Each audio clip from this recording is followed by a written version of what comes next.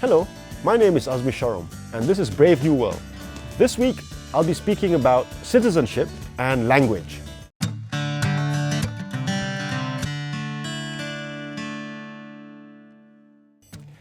Now, this is professor in a public university up north. I'm not going to say which university, but it's up north. Way up north. Now, this chap, he made a suggestion recently that any kid who can't speak Malay, well, they can't get a blue IC. They'll get a red one instead. So, in effect, what he's saying is that if you can't speak Malay, you can't be a citizen.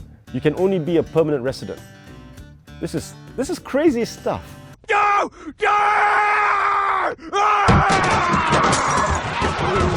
All right, because legally, that's absolutely wrong. It's claptrap. There is no language requirement whatsoever for kids of Malaysians to be a citizen. Wipe that smirk off your face! All right? It's applicable to those who want to be Malaysian via naturalization. And for example, you take a guy from Azerbaijan and he wants to be a Malaysian, well, he's got to be able to speak some Malay, at least to order roti canai. I think that should be enough, right? But not for kids who are children of Malaysian parents.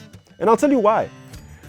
Firstly, everyone has a right to nationality, including children, and you can't take that away from them, all right?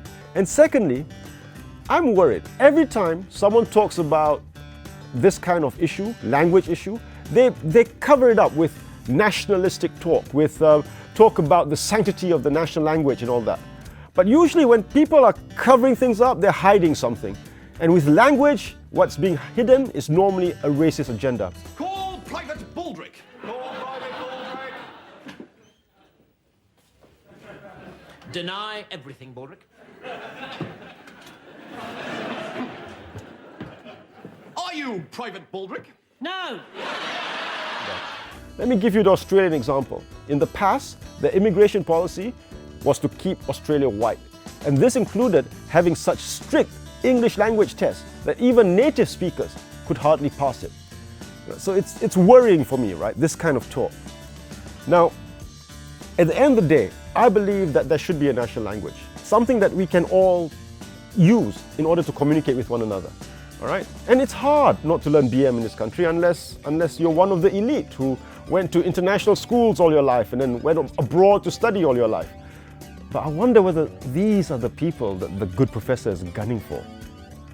Anyway, if you want to have a national language and if you want to make it real, it has to be something which is unifying all of us. And for that to happen, we have to feel united. If we keep treating minorities like the other, how on earth is this going to happen?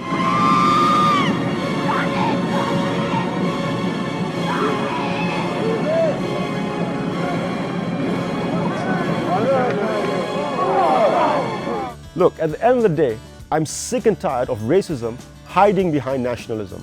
And for those who support this kind of thing, I want to say this. For me, a true Malaysian is someone who is honest, who respects his fellow man and fellow woman, right? And who loves the country, all right? Not the bigots, not the corrupt. And the former, maybe they can just barely order a teh tarik. But the latter, they could be strutting around speaking like bangsawans. As usual, we welcome comments and questions which you can put on Facebook or YouTube and use whatever language you want.